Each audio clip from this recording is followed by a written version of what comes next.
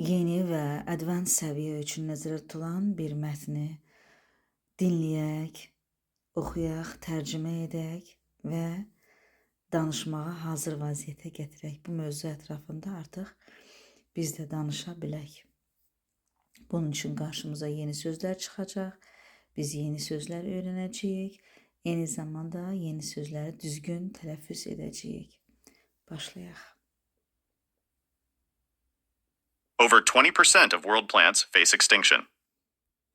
Nə deməkdir? Yəni, dünyadakı bitkilərin over 20%-dən çoxu extinction, yəni yox olma, məhv olma, yox olma təhlükəsi altındadır. Yox olmaqla üzləşir. Face həm üz deməkdir, həm də üzləşməkdir.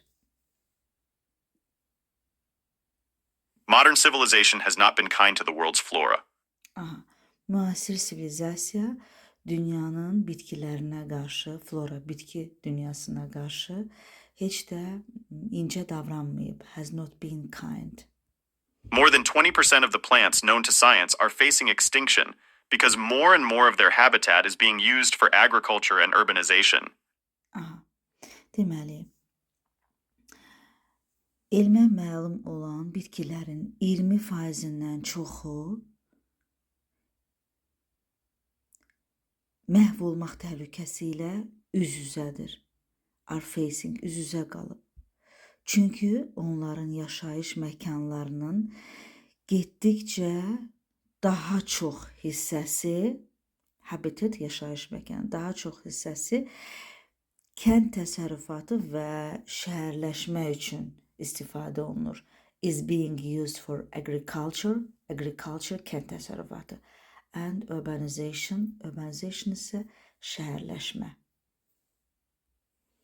There's a lot of mouths to feed in the world now, and that's growing, and we need the land.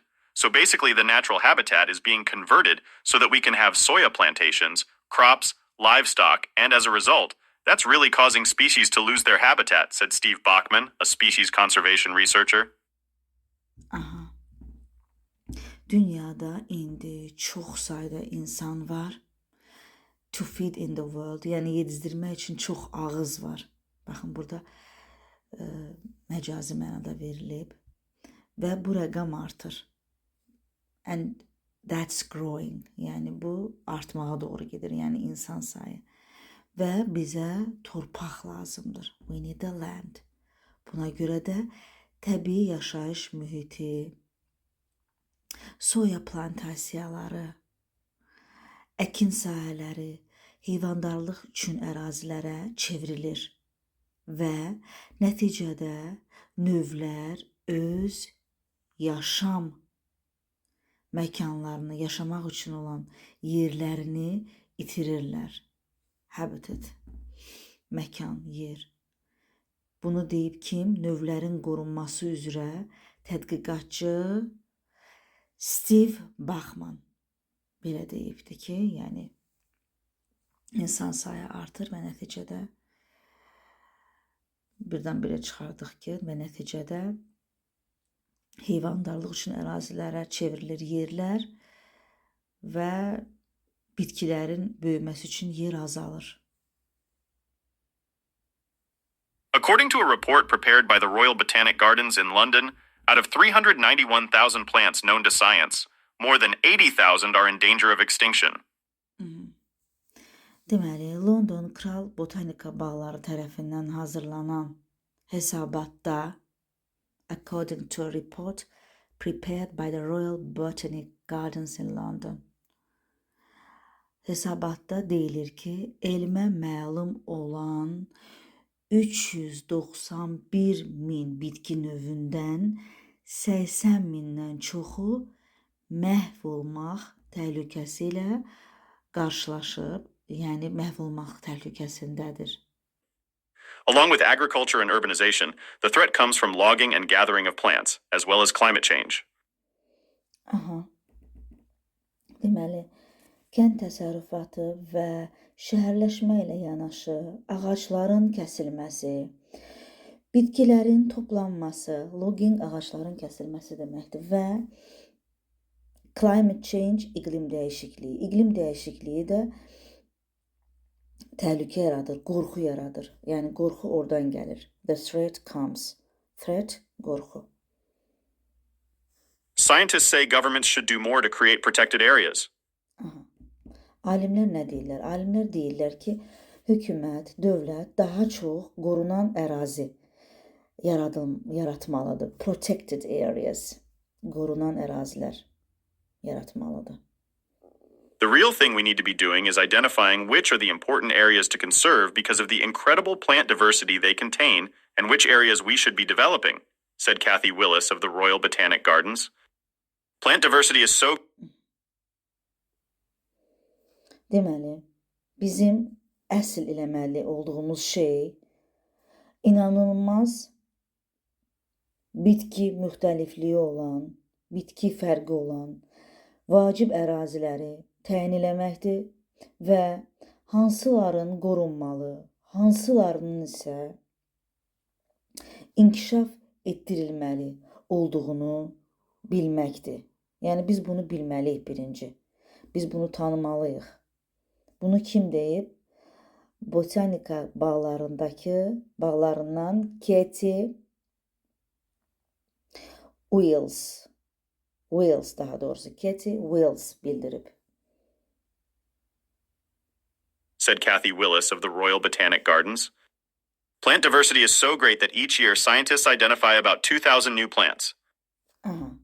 Plant diversity, yəni bitki müxtəlifliyi. Bitki müxtəlifliyi o qədər böyükdür ki, alimlər hər il təxminən 2000 yeni bitki növü kəşf edirlər, tanıyırlar, bilirlər, identify, üzə çıxarırlar. A 1.5 meter insect-eating sundew, a carnivorous plant from Brazil, was discovered last year on Facebook by a specialist who was viewing photographs posted by an orchid enthusiast. Braziliyada 1,5 metr uzunluğunda böcəklə qidalanan günəş bitkisi, yəni bu bir yırtıcı bitkidir. Ötən il Facebook'da bir orkide bitkisi həvəskarının paylaşdığı fotoları görən mütəxəssis tərəfindən kəşf edilib. Carnivorous plant from Brazil was discovered last year on Facebook by a specialist who was viewing photographs posted by an orchid enthusiast. Carnivorous plants have a huge following on the internet, but other plants, not so much. Aha, deməli, ədiyən bitkilərin internetdə çox pərəstişkarı var. A huge following. But other plants, amma digər bitkilərə not so much. O qədər də yox. And that, scientists say, also creates problems. Və alim deyir ki, bu da problem yaradır. Botany is simply not a popular subject in schools. Aha, botanika məktəblərdə populyar, yəni məşhur bir fən deyil. Həqiqətən də bu belədir.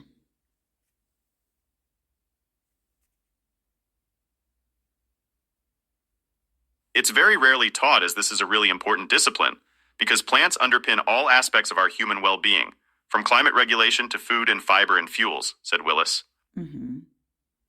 It's very rarely taught. Yəni bu çox nadir hallarda, çünki bitkilər bu çox nadir hallarda ki, vacib bir sahə kimi tədris olunur, keçirilir.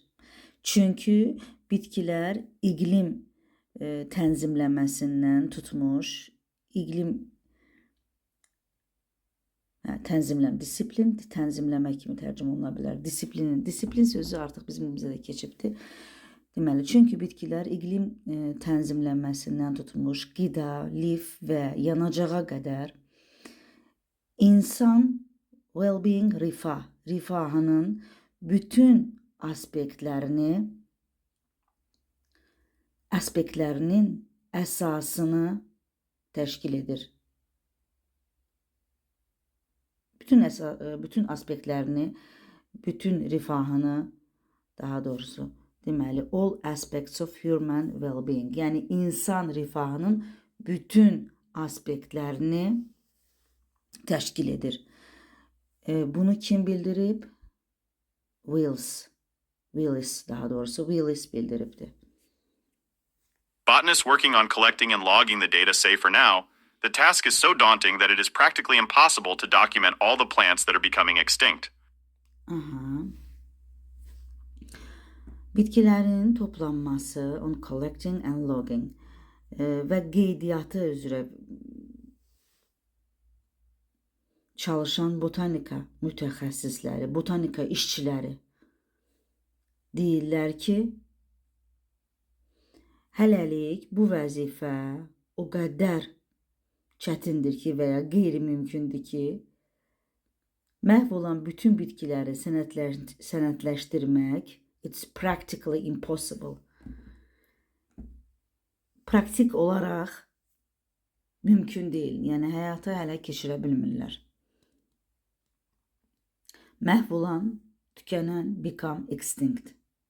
Yəni yenə deyirəm, məhv olan bütün bitkiləri sənədləşdirmək praktiki olaraq mümkün deyil.